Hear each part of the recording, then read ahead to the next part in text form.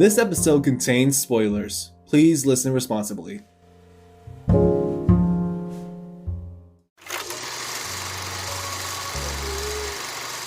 Hello everyone, my name is Jason Ramirez and welcome to episode 3 of The Hit List, a podcast where me and a guest cross out films from our watch list by watching them. I am joined today by martial artist, stunt performer, and friend, Tariq Mansour. Welcome, Tariq. Thank you for being here. Thank you, Jason. It's great to be here in my sitting room. Did I say your last name right? How do you pronounce it? Mansour. It's called, yeah. That's about right. It has a little more of a French swing to it than it really is. Okay. It's an Arabic name, so it's like you have to roll the R at the end. Mansour. Mansour. Yeah, pretty much. Okay. That's good. All right. So, Tariq, what are your viewing habits when it comes to streaming services? Viewing habits? Well, I mean, I guess I mostly get my entertainment off streaming services. Rarely do I actually watch regular satellite TV or cable TV, which I have as well. So yeah, I would say I watch it regularly every day. Generally, I guess I'm more of a series guy, but every now and again I shall go through usually, I guess, the older movies on streaming services, like things that I may have never seen before, or like maybe someone recommended 5 years ago and I just haven't gotten around to watching it. So every now and again I'll find something like that on, one of the streaming services I have. And Good times. Yeah, I kind of go for the same thing. Like lately, I just been watching like a lot of series instead of movies because I find it easier to go through. So it's not like a 2-hour movie at once. It's just like 20-minute episodes each time. You know what I mean? That's exactly it. All right. So we're doing something a little different today. Tariq suggested that we watch 2 movies from my list. And do you mind explaining your reasoning behind that for us, Tariq? Well, I guess I couldn't because of how I find movies. So generally, I guess I don't watch too many movies. The movies I watch are either they're recommended or there's big hype around them. I mean, I do watch, I guess, the Marvel movies pretty regularly, and I will go to the cinema to see them. But as far as just regular movies, I feel like there is a lot. So I kind of just wait for my friend groups and society to filter them out and then make their way to me. So I didn't have any great movies that I could think of on my list. And the movies that I guess I had seen recently, I didn't love any of them. So yeah, I figured, why not go off your list? It's more your realm. Yeah, that way I can get 2 movies off my list just for one episode, Exactly. You're welcome. Thank you. Appreciate it. The 2 films we will be discussing today are Annihilation, directed by Alex Garland, and Overlord, directed by Julius Avery. All right, Jason. Why was Annihilation on your list? So this movie came out 2 years ago, back in 2018, and there was a lot of hype for it. Like, I'm a huge Instagram user. Like, I use it every single day. And when I mostly use the stories nowadays, I don't really go through posts anymore. And around that time, 2 years ago, there were so many ads for Annihilation that I refused to watch it because there are so many ads just for Instagram, And there was also like a lot of hype for it, like almost every social media app or website I use. So like it was especially recommended on Reddit. And even though I'm a unfortunate user of Reddit, I kind of gave in. I had to like put it on my list, but I just didn't want to see it just yet because I didn't want to pay for it. But now it's free on Hulu, so that's why it was on my list. Okay. So, I guess, what did you think about it? I could have lived my life without seeing it. I actually read some of the reviews on Wikipedia because they compile like a general consensus on Wikipedia. There was one reviewer that said it bordered on the line of pretentiousness and uniqueness, because it was like it was more pretentious than it could have been, and right. It didn't feel like it needed to be like that because it wasn't anything special. Now, when you say pretentious, you mean kind of like an art house movie? Yeah, exactly. Like sometimes there are some art house movies I do like. I can't think of some at the moment, but I do think of examples. Like the first thing that comes to mind is Samurai Jack. There's this one episode where like the Samurai Jack, he had to like disguise himself like in white, and the ninja that he was fighting had to dress up in black. And it was like light versus shadow episode. Right, that was like very unique. Yeah, so like those type of films I can get because it's like art house. It's like straight to the point, I guess. I don't care too much for nuance. Yeah. So Okay, I agree with you there, and I don't know if that's what they were trying to go for. I don't think they were trying to go for that art house type of movie. You know, I watched the movie, didn't like it. I didn't think it was horrible, but it definitely wasn't good. So looked into it more, ended up reading a summary of the book, and I saw that they cut out so much that was in the book. And, you know, generally when they make movie adaptations of books, you have to cut a lot out or find creative ways of working it in. And I think they were trying to do that here. But once I read the summary, a lot more of the movie started making sense. But I understood that, you know, I can't remember what the runtime of the movie was. Was it 2 hours? It was like 2 hours or so. Okay. Well, you know, Lord of the Rings, good example, right? Like they had director's cut was, I think, just over 3 for each of them. And you still missed out a lot of stuff that was in the book. So to have a movie based off of a book that is, I guess, maybe less than 3 hours, or that, you know, generally I feel like movies make better series for this reason, right? You can get more in depth into the story. Sorry, books make better series because of that. So yeah, I think they just knew they couldn't put in a lot, so they had to kind of keep things a little simple, and I guess maybe art housey, and like, you know, things were kind of vague. But yeah, it did not help the movie at all. It just made things more confusing. Yeah, and it felt like the only other art house sci-fi movie that I can think of is 2001: A Space Odyssey. Right. Even though I didn't really enjoy that one, I did see how it was very impactful towards like cinema as a whole. And that one I did enjoy at least a bit more, even though I fast forward for like a lot of the movie. But that one I understood more. I kind of got what they were going for. Right. This one I didn't really understand. Like, oh, it's like, oh, so they're an alien species that doesn't know what they want. So are they human essentially? Like, what? Right. Yeah, exactly. Did you read about the other books, or like just the series as a whole? So I read the Wikipedia entry for like the book it was based on, but not the series, because I know it came from a series. It's interesting where they go with the story in the book series. And I mean, I won't go into it, but essentially, like, these are very in-depth storylines, or at least they have to be for the book. I didn't actually read the book, obviously, but for the book to be as popular as it is, they must go into some really good depth. And I don't see how they could base a sequel off of this. Any parts in the movie that stood out to you particularly as, I don't know, good or bad or just notable? So the first thing I wrote on my notes, because I wrote some notes for this, is that was the beginning of the film where like she's teaching her class. That was the most engaged class I've ever seen that were discussing cells in general. Like, I first learned about cells when I was like in 6th grade, and we weren't even as engaged. Like, we were like, oh, that's interesting. We weren't like paying attention, taking notes, like, oh yeah, cells come from sales. Huh? Like, it was revolutionary when it came out, but like by then it's like, oh yeah, it's kind of obvious, because like you have to be alive to give away something that's alive. Right. Or be alive and come from something that's alive. You know, it's like obvious stuff that she was talking about. And she's talking about like mutations. Like, yeah, we know this. But you kind of, I do understand why it was there, because you had to like realize. Which, you know, that's kind of related to Overlord, now that I think about it. That's kind of foreshadowing. Really? How so? You know, the cells, live cells, dead cells, living people, dead people. But anyways, I think you're overreaching. No. This is a good foreshadow, but please continue.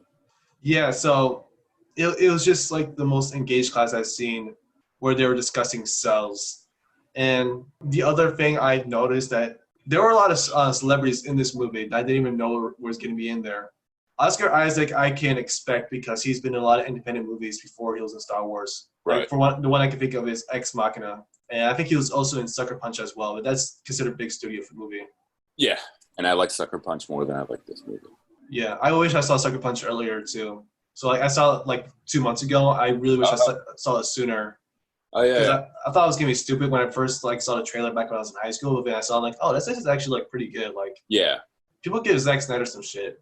Right. Well, and that's the thing. Zack Snyder does very good, I feel like, at those more artsy movies. And, you know, when I say artsy, I mean, I guess not traditional, in the sense that maybe they rely heavily on, what do you call it, like the coloring of the movie, or heavily on music, which like Sucker Punch, I didn't think that was a great graphic novel movie, but I've never actually read the graphic novel.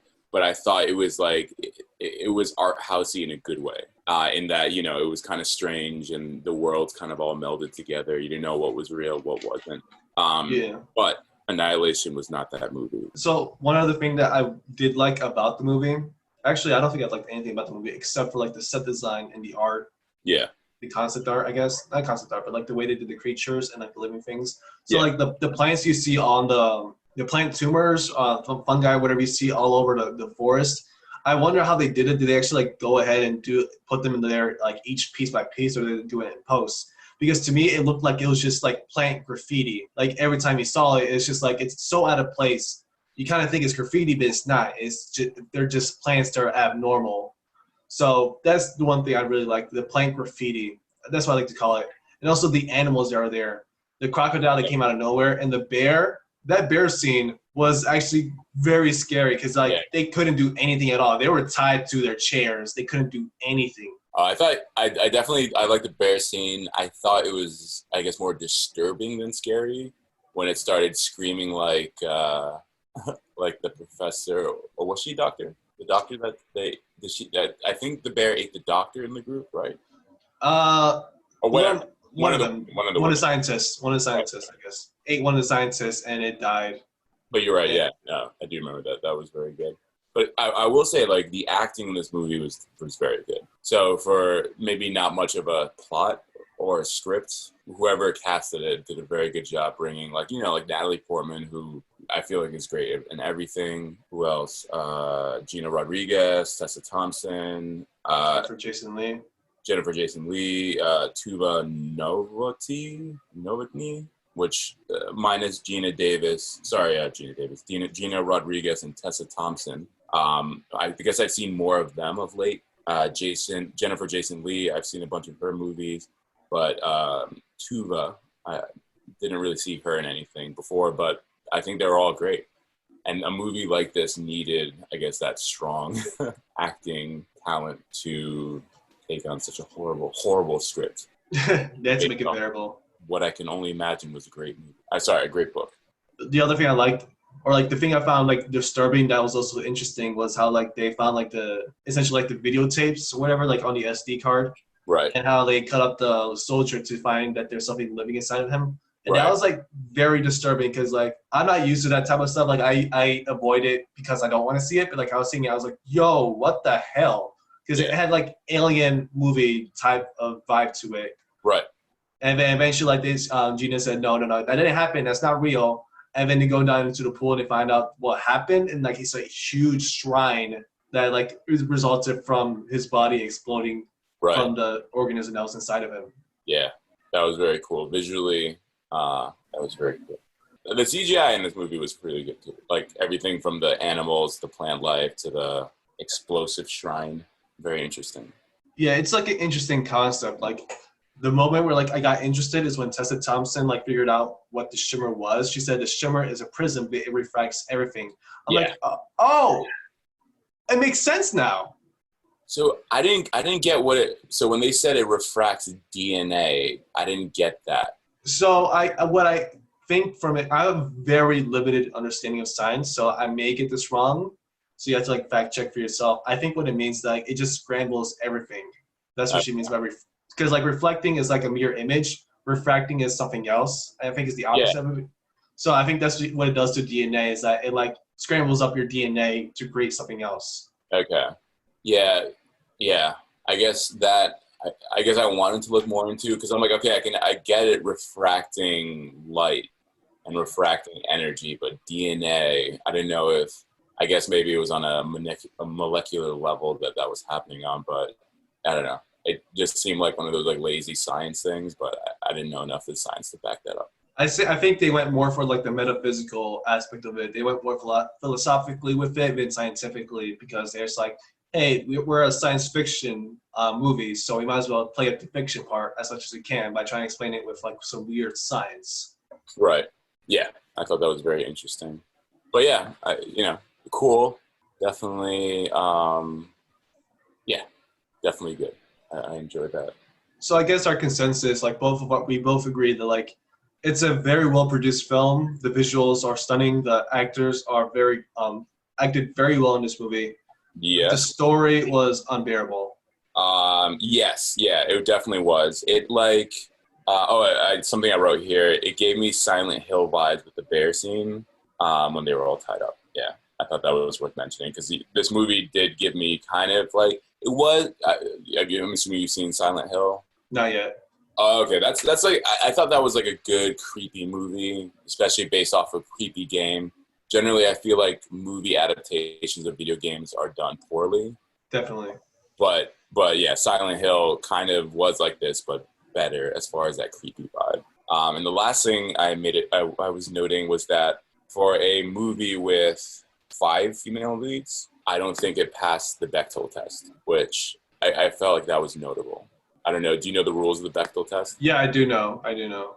Okay. But just real quick, I'll just say so. Bechdel test is like this test made by a woman writer who wrote a comic book, and essentially 3 rules are SF. The movie has to pass the Bechdel test if it has at least 2 women. They have to talk to each other, and the third one is that like, they have to talk to each other about something else besides a man. And I think there is one scene I can think of is when the one doctor who died and Natalie Portman's character. I'm very poor with like names, remembering names if it's like a memorable movie for me. Right. Like when they're on a rowboat, she's talking about the other Tessa Thompson character. She said, the reason why she has long sleeves is because she cuts herself. That's like the only part I can think of, honestly. Oh, okay. Oh, so maybe it did. Okay. I thought the Bechdel test rules were a little more strict. I thought it was the plot had to be about something other than a man. But no, it's just like a very small thing because when you think about it, a lot of movies do not pass the Bechdel test. Like they're great movies in their own right. But like for one, it usually has just like one woman. Right. Or like it'll have 2 women, but they don't talk to each other. Or like they'll talk to each other, but it always involves a man. So like a lot of movies go through that. And you don't even realize it. I can think Rush Hour. That's one, like I love that movie, but like there's only one female character in there, and she only talks to like lead guys. Right. And when I learned about the Bechdel test, realizing how many, I was like, oh, I'm sure there's a ton of movies that will pass it. It's one of those sad things about, like, I mean, not sad. It's good that I guess we have this new lens, right? Like Hollywood has been very bad about representation for such a long time. So it's good that we have tests like these and indicators, but it's the sad thing is going back and watching your favorite movies and realizing how, how they benefit from the patriarchy. Exactly. How bad. Exactly.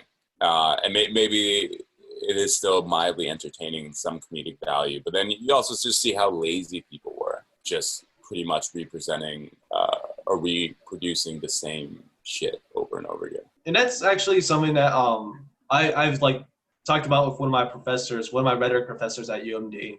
She said like once you learn about these things, you can't unsee it. So like even though you want to enjoy a movie, you're like, oh, but that's a little misogynistic. Oh, that's a little patriarchal. Like, oh, that's a little racist. Right. Like sometimes it's not that racist, but it's like still like racist undertones. It's like you can't enjoy the movies anymore because of like all those things you learn.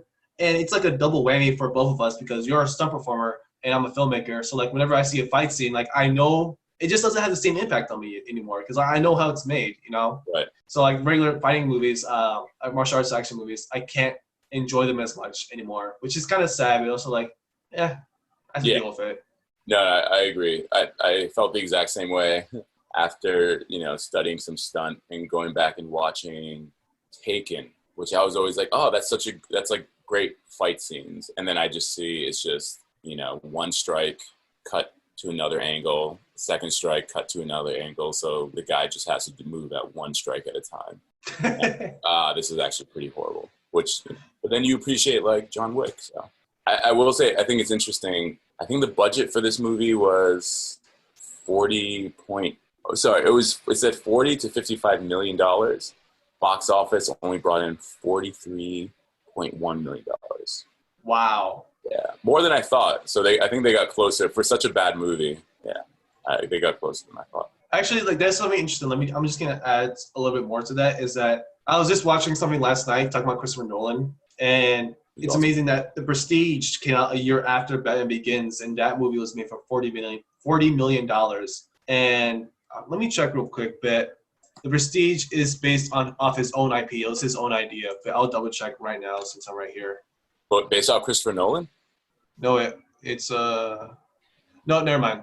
So The Prestige is based off a novel from 1995. So like a year after Batman Begins, Warner Brothers like greenlit a project for him to make an adaptation of the book The Prestige, and that was made for $40 million. Yeah, so the money that came back in the box office, they got over $109 million, and that's for $40 million. That's a $40 million movie to make.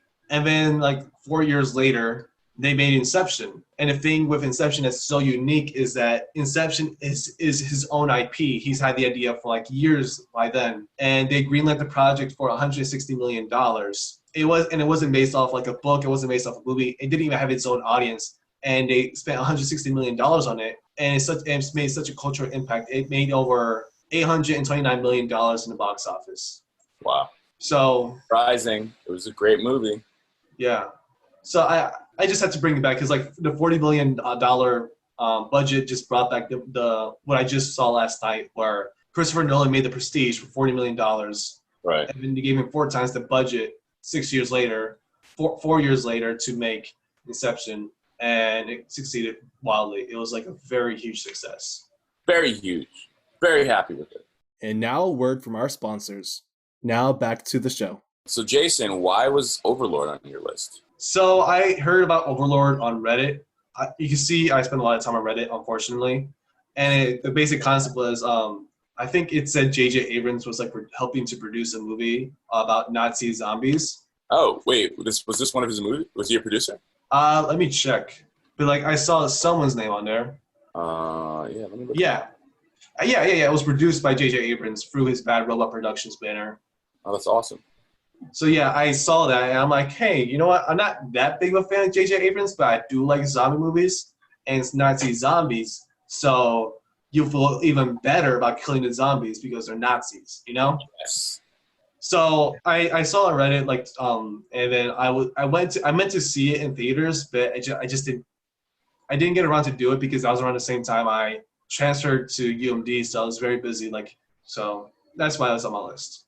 Right on. Yeah. You know, it's funny. I was thinking about it as I was watching it because World War II movies are very unique in the sense that, like, you know, I guess whether you're a pacifist or whatever your belief on violence is, right? There's something very uniquely pleasurable about watching a Nazi get the shit kicked out of him. Just because, like, in culture, in history, they're just such, like, a all-around great bad guy, right? Like, these are people, like, you know, I guess there are some stories that you hear, some wars where you hear both sides and you kind of are like, oh, well, you know, it's told to us in this way because of where we grow up, but there's like a plausible side coming from the other end, right? And I'm not going to mention any specific wars or anything like that, but I guess there is some of that in history, whereas this one is just like, you know, Nazis were bad guys. They were so bad. So it is great just to watch them blow up. So I also took some notes with this, and I also saw it in the dark. So like when I was writing it, it's like I'm writing with like the muscle memory of like how to do this letter. So it's kind of like scrambled all over. Cool. But the one thing that, how do I say this? I was just talking about this with James last night after we recorded the episode. I'm not that big of a fan of World War II movies because there's just so many of them, and a lot of them just follow the same tropes anyway, and they also like fall flat whenever you compare it to Saving Private Ryan. So, right. Which usually isn't like it isn't fair to the movie. Like, yeah, how can you compete with Saving Private Ryan? But also like you use the same tropes and you try to come up with the same way. You ever see Band of Brothers? Is that the show? Yeah. So I bought the DVD case. I bought like the whole series on DVD like on Black Friday a few years ago. I haven't gotten around to watching it yet. Yeah, it's heavy, but it's very good. If you like Saving Private Ryan, you'll like this movie. I think, is that Tom Hanks as well, actually? Did he produce Band of Brothers? I think Steven Spielberg helps produce it. Oh, you're right. Okay. I knew it was a big name. Yeah. But anyways, sorry, continue. So you're not a big fan of World War II movies? Oversaturation? It has to be like a very unique thing for it to be like something I like. So like Dunkirk, that was like a very different movie. And I'm also a Christopher Nolan fan, so of course I'm gonna like that one. But like the beginning of the movie, like there's like just like the typical soldier banter of the whole thing. Like it just Are you talking about Dunkirk or Overlord? Overlord, yeah, sorry. Okay. Yeah, no, I agree. Yeah, it was cool. I like movies like that, just getting right to the point, you know. So right before the drop into France was really cool. Which actually I enjoyed that scene right there, where like they all fall to the ground and like the plane explodes and they're all falling, and like the soldier that we follow. Let me see. Let me find his name. Keep forgetting their names. You're talking about Boyce? Yeah, Boyce. Yeah. So like when Boyce is like falling through the ground, he is so scared because like everything is happening all at the same time. Like planes are exploding, people are getting shot at, everyone's falling, and he can't like when he undoes his parachute, like when he pulls out his parachute, he falls into the water, and when he pulls up to get some air, the parachute's covering him, so like he's still like suffocating a little bit, and like I kind of felt that like ooh, I wouldn't want to do that. Nope. Wouldn't want to do that. That's why I'm not in the army. Yeah. I noticed I put some notes in there that there was like eerie cinematography, but I don't remember which one it was specifically. I think it was like in the beginning when he sees, I think it was the sergeant get murdered right in front of him. Yeah. Oh, yo, that guy, it's funny. When he came out speaking like that, I, for some reason, saw Dave Chappelle for a second. I guess I wasn't fully paying attention to the movie at the time, but his voice, and I was like, I can't remember what this guy's name is. I see him in a bunch of things.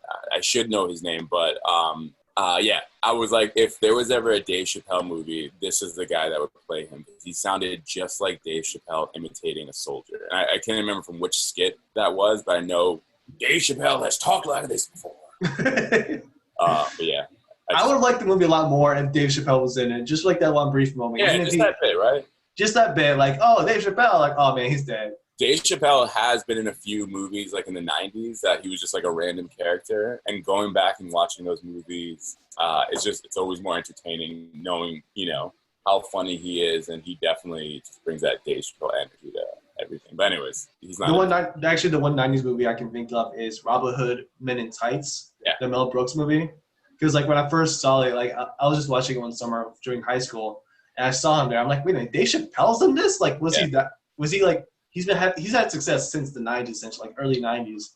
So he wasn't that big of a name then, too, because I think it's like with Kevin Hart, because like Kevin Hart was in a lot of movies in the 2000s, but people didn't really know him. Right, exactly. So that was essentially Dave Chappelle right there. Right, exactly. He played a cab driver. Like he was in You Got Mail. He was Tom Hanks. He was? Yeah, he was Tom Hanks' friend in You Got Mail. He was in this one movie called 200 Cigarettes. He was in The Nutty Professor. I mean, you probably remember him in that, right? He was. I haven't seen Nutty Professor, but. Okay, well, he was the comedian on stage who ends up making fun of Eddie Murphy's fat professor character, and yeah. Anyways, it's just funny to go back and see them. But you know, anyways, it's sad that Dave Chappelle was not in this movie, but. Anyway, well, I guess what are your general thoughts about the movie before going into it more? Like, did you like it? It wasn't anything special. Like I said with Annihilation, I could have gone my whole life without needing to see it. But at least I had more fun watching it. You know what I mean? You had more fun watching Annihilation? I had more fun watching Overlord over Annihilation. Yeah, I agree. Actually, there's like this one part that I wrote right here in my notes. Fucking snitch bitch with that whistle. Yeah. She was very annoying. And I was like, people are like, oh man, she had to do it. She had to do it. Like, no, you're saying that because you do the same thing. You snitch. You snitch. She was a 1940s Karen. Oh. Yeah. Like 100%. Like that's exactly what I thought. And I think I just watched a Karen compilation of women in stores not wearing masks. So when I started watching her, I was like, oh wow, she has that same Karen energy, blowing that whistle, blowing up her spot. It's a generational thing, but like each Karen is more entitled than the one that came before. Yeah, it's definitely snitch. And up until that point, that's the thing. So this movie, I thought it started off good. I think all in all, I thought this was a good movie. Like maybe on the maybe not excellent, and maybe not even very good, even though I think there were some elements about this movie that were very good. But after watching Annihilation, I guess my hopes were lowered as far as like maybe how good movies, because I hadn't heard of Annihilation or Overlord. And I feel like I'm a sci-fi fan, so I'll watch, I guess, maybe the bigger movies or some of the more classic, like indie sci-fi movies. But I was like, you know what, I'm going this with low expectations. I do like World War II movies. Not all of them, but I think a lot of them, they're fun to watch as far as action movies. But I thought this movie started off strong, like jumping out of a plane, making your way through a forest, the commander getting shot, everything was going very well. And then it's just, I felt like it kind of died. You start off very strong, and then once they linked up with the French girl and made their way back into the town, I thought it was getting a little slow and a little dull. But then, after a while, picking up with the, coming across these, I don't know, were they undead zombies? They were undead, right? Yeah, so they died and then they came back through science. Through science. And they didn't really go into too much explanation as far as, they said that the tar running under the city. Under France. It was like, but they didn't really go into like what it was about it, right? Like, okay. Nope. I don't remember them. I remember them glossing over that part. But so this movie reminded me, so two games come to mind, Wolfenstein and Call of Duty World War II, right? And both of them, well, Call of Duty World War II, you obviously have the zombie side game element.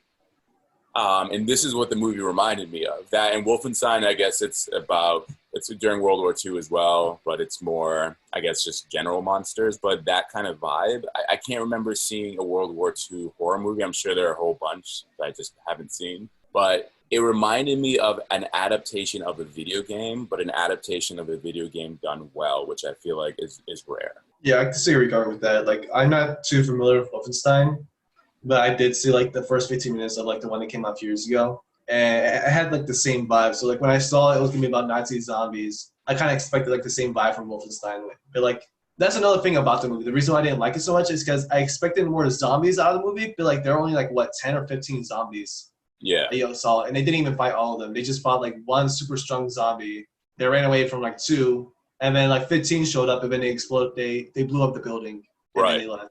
So like yeah, there wasn't that like big that big like zombie scene that you see in a lot of movies where they have to kill a whole bunch in a short period of time. So which I wanted to see, but like because like I want us to see them like kill a bunch of Nazi zombies. But here's the thing, like once you like really look into it, there's only one Nazi zombie. Yeah, there wasn't that like big zombie fight scene, right, where you murder a whole bunch of zombies in a short period of time. And I guess also I guess there was that one Nazi soldier, but all the other dead people were presumed to be French villagers or something like that. Yeah, I remember what I was saying now. So like there's only like one Nazi zombie, and the rest were like experiments. They're all like the villagers who lived in the town. Right. So like they were experimented on. So like the French girl's aunt, she was a zombie, and almost everyone they took prisoner were experiments, which is something that you expect from a Nazi, because like Nazis experimented on their victims, prisoners a lot, which is why we hate them so much. Right, exactly. I don't know, man. I mean, no, it's why we hate Nazis, absolutely. But America ended up taking in a lot of those scientists. Yeah. Which I do like in this movie how Homeboy said, I guess, spoiler alert, what's it called? Corporal Ford, Wyatt Russell, he dies at the end. And he dies knowing that this technology or this science can't get into the hands of the U.S. either.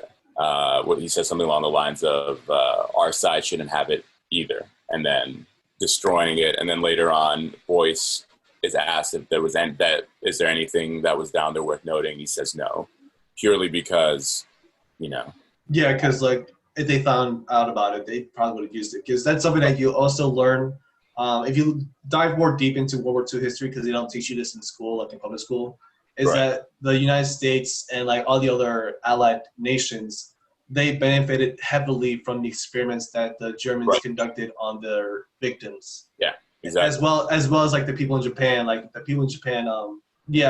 forgot the name of like the prison camp, but like they heavily like experimented on them. Results that they found from those, they were beneficial to the medical world because no one was willing to do those experiments, but they were.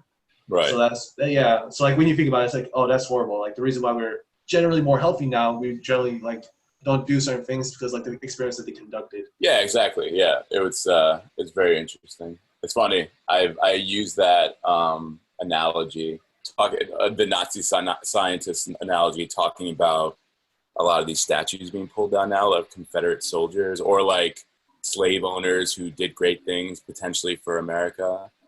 And the argument, I was talking about this with a friend who is conservative, and his argument was that, like, look, like, this is someone who obviously, like, they did bad things, but, you know, given the time, maybe they weren't as bad. And should all the good that they do be forgotten because of the bad? And I was like, well, have you heard of Nazi scientists after World War II? And they came to America and they heavily benefited of it. They highly advanced, I think it was like rocket engineering and medical, and there was, I don't know, other things. And I was like, well, how would you feel if they erected statues of these Nazi scientists who, like, maybe they, you know, whatever, maybe they just worked for the Third Reich and not actual, like, participating members in these things, but, or maybe they didn't love what they were doing, but still they did, like, a very horrible thing. So, yeah, this is why we don't have any statues of Nazi scientists in America. Yeah. That hopefully would pull them down by now. Sorry for getting political. No. That's why this is exactly why we have these discussions, because like the reason why I love film so much, because it's commentary on history. It's commentary on like the human social life. So it like helps you like reflect on like, oh, so like this is why we do this, or like this could be why we do this, as well as serving as like a huge entertainment bonus. Right. Exactly. Yeah. So the thing that I kind of saw coming, like when they tied up the Nazi commander and he kept asking him for like information about the tower, the communication tower. He's like, give me more information, and then you punch him in the jaw. Give me information, and then punch him in the jaw. And then like, I'm like, how do you expect him to give you the information if you keep punching him in the jaw? Like at this point, like you're just doing this for yourself, dude.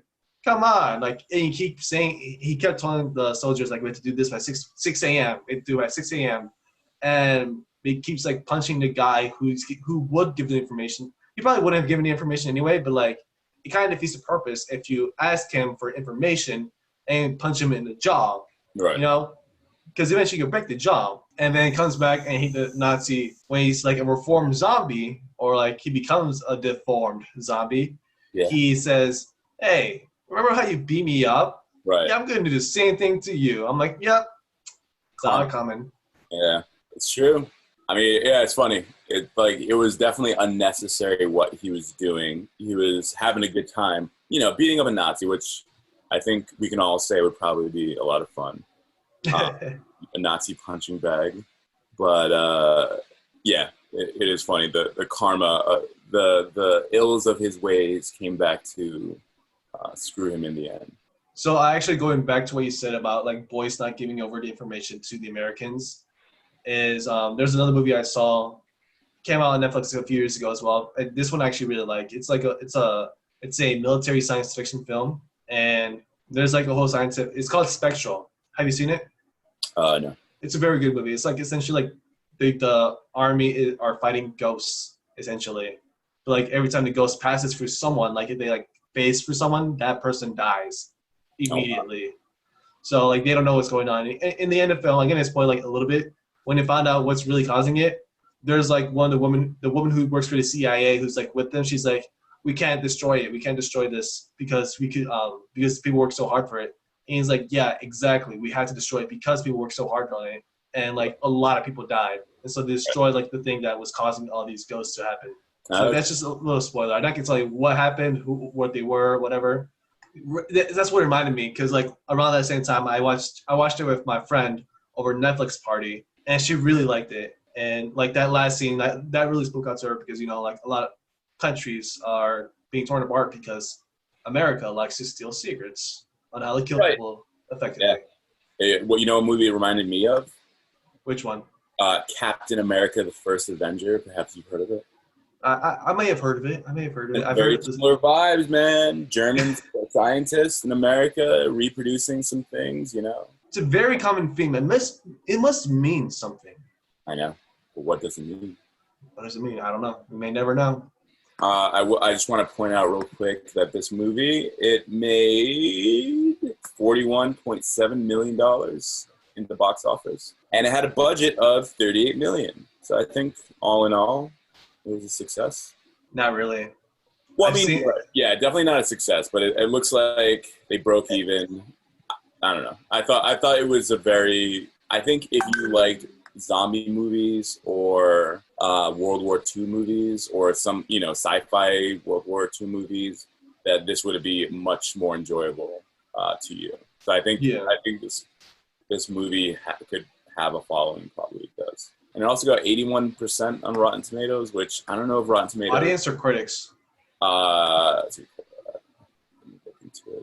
It got audience score was 67, critic score was 81. Or sorry, it says tomato meter. I don't know if that means certified fresh tomato. I guess so. It got 60% on Metacritic, and I guess I've been looking on Metacritic more recently just because I heard Rotten Tomatoes sucks as far as accurate movie. I feel like Metacritic is more accurate. You can't really say it, like you can't really decide because like Rotten Tomatoes is like not the best one to use, but it also kind of sucks because a lot of people base their opinion off of Rotten Tomatoes to the point like they even advertise on Rotten Tomatoes for movies like certified fresh on Rotten Tomatoes. Right. Yeah. Okay. Yeah, I did see that. Yeah. Sellouts. But yeah, it was, and so I guess not a huge success, but especially for having a name like J.J. Abrams attached to it, I thought it was good. I thought it reminds me a lot of Wolfenstein. Well, maybe not Wolfenstein, but the same vibe. Call of Duty? Yeah, well, just like the same vibes, right? But I agree. I think it could have definitely been better. I think, I guess, I don't know what kind of budget that is. 41 million. Sorry, no, it was 38 million. I guess that was maybe a relatively small budget for everything that they had to accomplish.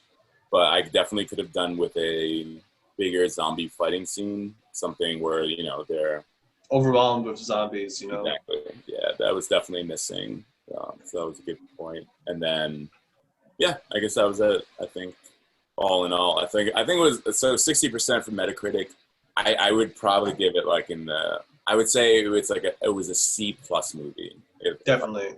Well, I mean, for me, it'd be like a C, even. It's just a straight C. Just a straight C. Not a C-, that's a little too mean. Just a straight C movie. Yeah, I can see that. So, do you think you should have seen Overlord sooner? I think I saw it at the perfect time. I should have seen it. When I was planning out, or I was speculating whether I should watch it in theaters, I wasn't sure. I'm glad I didn't because I probably would have been disappointed with the amount of money I spent. It's like $16 for a ticket now. Right. Whereas for this, it's like a $5 subscription all in one with Spotify, Hulu, and Showtime. Yeah. So I saw it during the perfect time during quarantine, I guess. Right. Because overall, I found it to be a predictable movie, and I expected more zombies given the premise of the film, and it felt very light in that sense. But overall, it was a fun movie. So I guess in a way, I did have fun watching it. So it's like a straight C for me. Straight C. Yeah, I would say, it's on the C+ B- range for me. I think I enjoy, like I said, zombie movies. I enjoy World War II movies. It's always fun to watch people beat up on zombies. On Nazis and zombies. I do like how they had just for diversity's sake, they had a black lead in the movie. Maybe not the best, but definitely better than not having any. But yeah, I would say C+ B-, but I agree. It definitely could have been better, and I'm definitely glad I didn't pay money to go watch it. It comes with a subscription. Yeah. So I'm not mad. So I was mad at you for making me watch Annihilation. I'm not going to lie. I'm mad at myself for watching it too. Okay, good. We're on the same page there. Though I am considering reading the book, or at least just ordering it just to have, and in case I decide to pick it up, because the book seemed a lot more interesting based off what I read. And there's 3 in the series, so yeah, I'm just hoping that they don't make any more. And it kind of makes me worried about the Dune movie that's coming out, just because another sci-fi book based off of a sci-fi movie based off of a classic book. So, now I'm worried. So Fuck you for making me watch Annihilation, but Overlord, I will say that I was pleased. We reached the end of our discussion. Tariq, thank you so much for being here. So before we go... Thanks for asking, Jason. Before we go, I want to ask you, were the movies a hit or a miss with you? I would say Annihilation was a miss. Yes, I agree. But I think Overlord, on the other hand, was a hit. Yeah, I love zombie movies. I love World War II movies. It was just a nice little marriage. Yeah, I agree with you there. Annihilation was a miss for me. I thought I was going to head towards the target for me, but it just didn't in the end. They had me in the first half, not going to lie. And for Overlord, that was a hit for me, but it was more like a C hit. So like it got into the target, but towards like the outer ring of the target. So I always use that analogy for some reason. Yeah, basically Overlord a hit, Annihilation a miss. Agreed. Okay, so where can our listeners find you on social media, Tariq? I mean, they can find me at Trolley Man. I'm not going to spell that, but yeah, they can find me there. It's nothing special though. And do you have anything else you want to promote? Yeah, sure. I'll promote Team Red Pro on Instagram. That's at Team Red Pro, just like it sounds, all one word. Which are a bunch of cool local fight choreographer production people, and it's a fun site, page, account. You know what I'm saying? Yeah, I know what you're saying. And they also, for everyone who doesn't know about Team Red Pro, they made a Samurai Champloo versus Afro Samurai fan-made film. Champloo, yes, that was awesome. All right, so that's the episode. Mulan that just came out. They made Mulan. Okay, they made a remix of Mulan. That's right, Gangster Mulan. It's really good. Gangster Mulan. It's the only one that premiered this year. That's right. Not on Disney Plus. That's right. $30, my ass. Anyways. All right, that's the episode, folks. Thank you so much for listening. Until next time, cross off a new film from your list. Wear a mask. Thank you for listening to the Hit List Podcast. If you like this episode, please consider giving us 5 stars and leaving a review. It really does help. You can also follow us on Facebook at The Hit List Podcast and Instagram at _hitlist_podcast.